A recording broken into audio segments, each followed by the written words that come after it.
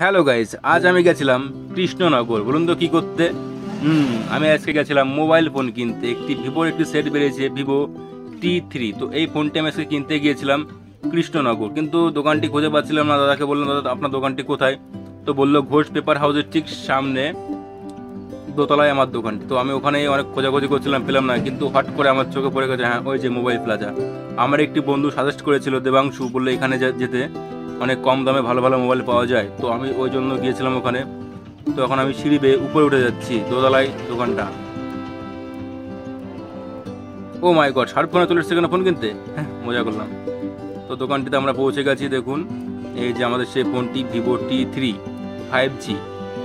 ফোনটি দারুণ ছিল, ও খুবই সুন্দর ফোনটি, স্লিম একদম, পুরো ফাটাফাটি ছিল ফোনটা। একটু হাতে নিয়ে দেখলাম কেমন ফোনটা।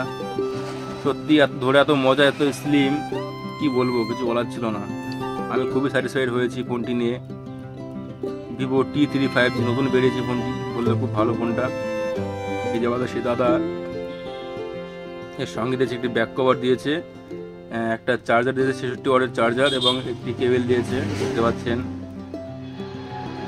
খুব সুন্দর ফোনটি। এই দামের মধ্যে যে এত সুন্দর ক্যামেরা দেবে আমরা ভাবতে পারিনি। ফোনটির দাম দিয়েছে 22,000 টাকা। ফোনটিতে অ্যামোলেড ডিসপ্লে দিয়েছে, 50 MP ক্যামেরা, এবং ডলবি স্পিকার দিয়েছে। গান শুনে সত্যি খুব মজা। দাদা ফোনটা সেট আপ করছে, দেখুন প্রায় কমপ্লিটের মধ্যেই আমাদের ফোনটি সেট আপ হয়ে গেছে প্রায়। ফোনটির আদৌ যা ক্যামেরা হয়, সত্যি খুব ভালো ক্যামেরা, দেখেছিলাম আমি ট্রাই করে। তো অবশেষে ফোনটি আমরা নিয়ে নিলাম, হাতে পেয়ে গেছি ফোনটি। দাদা এখন আমাদের হাতে তুলে দেবে ফোনটা। ফোনটিতে অনেক রকম ফাংশন আছে, এখন আমরা ওটা ঘাটাঘাটি করছি না, পরে দেখে নেবো ঠিক। তো ভিডিওটি কেমন লাগলো অবশ্যই কমেন্ট করে জানাবেন। আর আপনারা যদি ফোন কিনতে চান তো অবশ্যই এই দোকান একবার এসে দেখতে পারেন। পেজটিকে ফলো করবেন, সাবস্ক্রাইব করবেন। ধন্যবাদ।